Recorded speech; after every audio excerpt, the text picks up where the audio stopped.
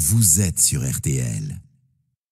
AstraZeneca pour peut-être passer un cap. Alors on ne s'attendait pas à de tels retards, mais passer un cap dans la campagne parce que c'est un vaccin qui va pouvoir être administré plus facilement. Il se conserve, on l'a dit, au frigo. C'est plus simple, donc administré notamment en pharmacie. La Haute Autorité de Santé le souhaite.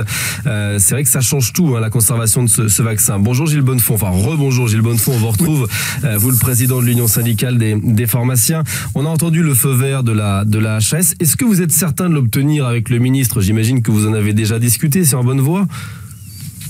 Oui, on en avait parlé avec lui début janvier et il nous avait dit de patienter puisque pour l'instant il avait concentré l'activité de vaccination dans des centres avec le vaccin Pfizer et Moderna.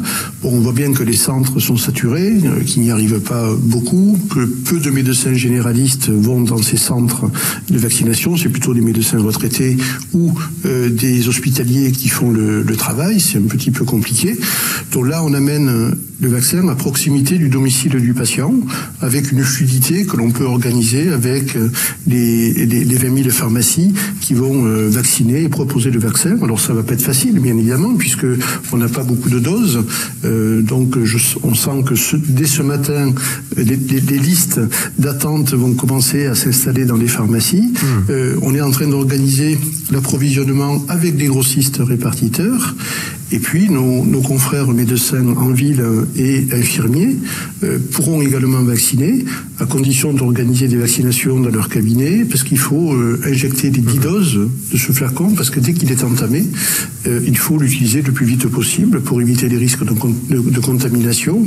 Mais on voit bien que ce vaccin permet d'aller beaucoup plus vite et d'avoir aussi, et ça c'est une bonne nouvelle, c'est d'avoir serré la population entre 50 et 65 ans, ce qui permet d'avoir un nombre de doses plutôt adapté à cette population, parce que sinon, on n'y serait pas arrivé. Alors, 450 000 doses vont arriver d'ici la fin de la semaine. On l'a dit, on le répète, c'est vrai que c'est moins de prévu, et vous l'avez justement souligné. Il y a moins de doses qu'escompté, donc il va y avoir sans doute une certaine attente. À partir de quand on va pouvoir trouver le vaccin en pharmacie? Si vous avez le feu vert là, du ministre confirmé dans la journée, dans les heures qui viennent, est-ce qu'on pourra l'obtenir ce week-end pour les premiers publics prioritaires? On pense notamment aux soignants d'une soixantaine d'années. Alors, non, parce que les premières 400 000 doses vont être destinées immédiatement aux hospitaliers. C'est-à-dire, ce sont les professionnels de santé des établissements hospitaliers qui vont être vaccinés en premier. Donc, ces doses vont arriver directement dans les pharmacies de l'hôpital pour vacciner tous les professionnels de santé de l'hôpital. Donc, on ne court pas pour l'instant à la pharmacie? Non. Il faut, on imagine que ce sera plutôt fin février ou plutôt début mars, où l'on pourra commencer à prendre des rendez-vous, à organiser l'arrivée de ces vaccins par les grossistes répartiteurs, avec la chaîne du froid respectée, et les prises de rendez-vous dans les pharmacies pour début mars. C'est important ce que vous dites, parce qu'on sent qu'il y a une attente. On a un coup de fil d'ailleurs au 3210, vous restez avec nous, Gilles Bonnefond, d'une de vos collègues, une pharmacienne à Saint-Malo. Bonjour Delphine. Oui, bonjour. Vous redoutez un petit peu la file d'attente dans la pharmacie, les questions, les clients qui arrivent. Alors, j'ai entendu que le AstraZeneca arrivait. Ça c'est déjà fait, ça a déjà commencé depuis hier. C'est déjà commencé depuis hier. Donc en l'occurrence, je ne redoute pas, parce que de toute façon on s'y attendait. On attendait forcément par la voie de presse, et on n'avait pas eu le silence de nos syndicats, et on savait pas trop où on allait. Maintenant, on sait à peu près. Par contre, je crois que on a quand même un gros problème. C'est vraiment ce délai, savoir quand, combien, comment ça va se passer. Donc, au-delà de la logistique, on va savoir gérer comme d'habitude, parce que même s'il y a du monde dans la pharmacie, même si ça va être compliqué de prendre les rendez-vous, même si ça va être compliqué de dire à notre population âgée qui a cruellement besoin de proximité, c'est elle qui devrait être concernée. Donc, c'est elle qui va s'adresser à nous, qu'on va être obligé de refouler une première, une deuxième, une troisième fois. Donc c'est vrai que quand je vous avais eu il y a quelque temps, les gens ne voulaient pas se faire vacciner. On a réussi grâce à tout ce travail à les convaincre. Et aujourd'hui, on est en train de les décourager. C'est vrai que c'est compliqué, c'est très compliqué.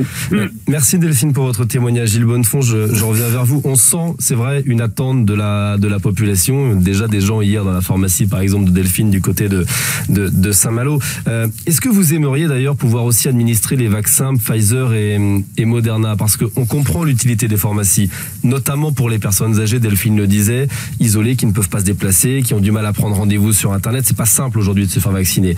Là, le problème, c'est qu'effectivement, le AstraZeneca qui va débarquer dans vos officines, il ne sera pas utilisé pour nos anciens. Est-ce que c'est possible aujourd'hui d'étendre, quand on aura des doses, parce qu'on voit qu'aujourd'hui, on a des rendez-vous annulés, la vaccination Pfizer et Moderna chez vous, ou alors avec la conservation à très basse température, c'est trop compliqué? Non, c'est possible.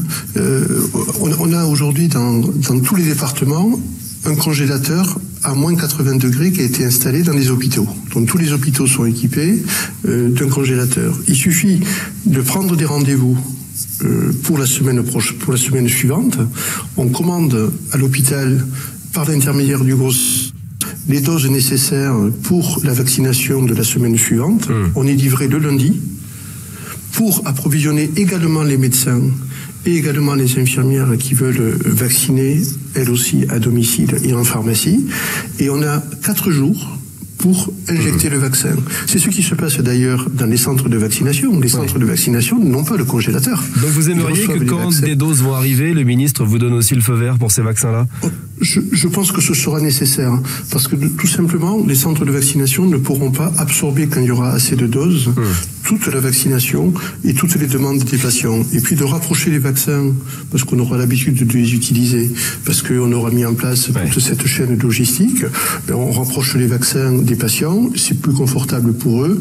Se faire vacciner par son médecin, son pharmacien ou son infirmière, c'est plus confortable que d'aller dans un centre où on connaît personne et où on fait la queue et parfois où on n'arrive pas à avoir le rendez-vous. Merci beaucoup Gilles Bonnefond d'avoir été notre invité ce matin. Vous, le président de l'Union syndicale des pharmaciens, vous allez donc a priori dans les semaines qui viennent pouvoir vacciner en tout cas vos clients avec ce vaccin AstraZeneca qui a été autorisé, on le rappelle, hier dans notre pays, mais seulement pour les moins de 65 ans. On va bien entendu beaucoup pour reparler de cette campagne de vaccination tout au long de la matinale, puisqu'Emmanuel Macron a promis le vaccin pour tous ceux qui le souhaitent avant la fin de l'été hier soir. Merci d'avoir été notre invité. RTL Matin. Pour tout savoir des coulisses de l'info.